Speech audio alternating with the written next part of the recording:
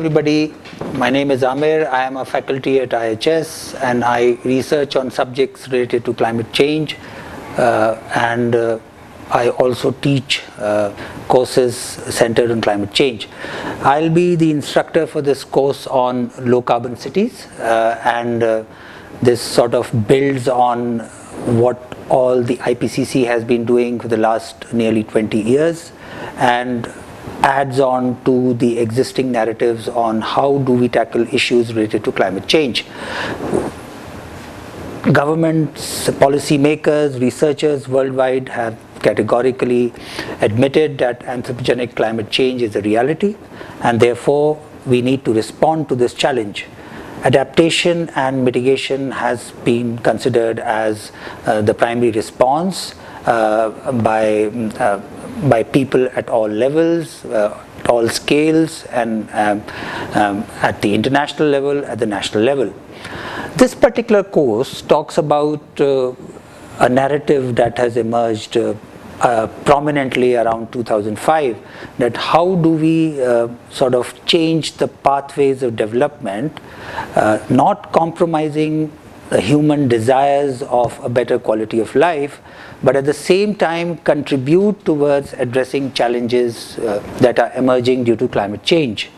So if you look at this graph, which sort of symbolizes the crux of this course, and if we look at the trajectory of emissions, greenhouse gas emissions, which sort of contributes towards climate change, this trajectory is something which has to be avoided, because if we reach to this level, say by 2050, it would translate to a scenario of probably a 4 degree centigrade rise in a mean temperature over the pre-industrial levels. So internationally, most of the struggle has been centered around that how do we change this development pathway. And so there are possibilities. We change this pathway around AC, which is an early response, or we delay this response. However, we need to reach to point C, which is the ultimate goal, because this point C corresponds to a mean temperature rise of 2 degrees centigrade, which is something manageable within the limits of our capacity.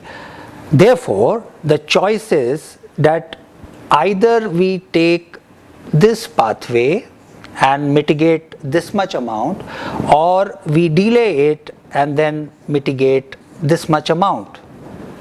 The difference is that delayed response will involve huge investments. There are many countries who are incapable of investing in large-scale climate sort of responsive infrastructure. This course does what? This course actually demystifies this area.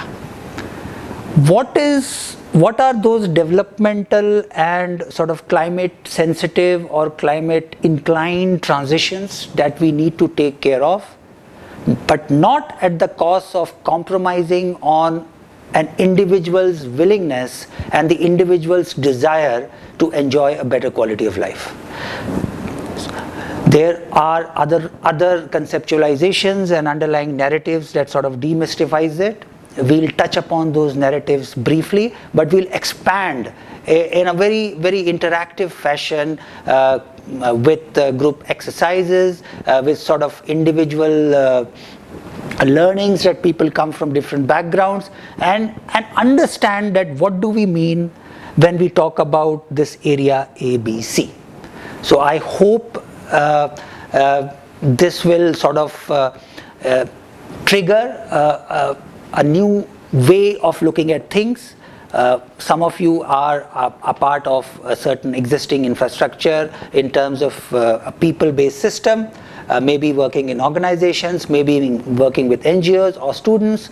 You will be all future leaders, and therefore we need to understand and instill this narrative into your thought process so as to enable you, empower you to decide about issues and transitions that are increasingly becoming inevitable.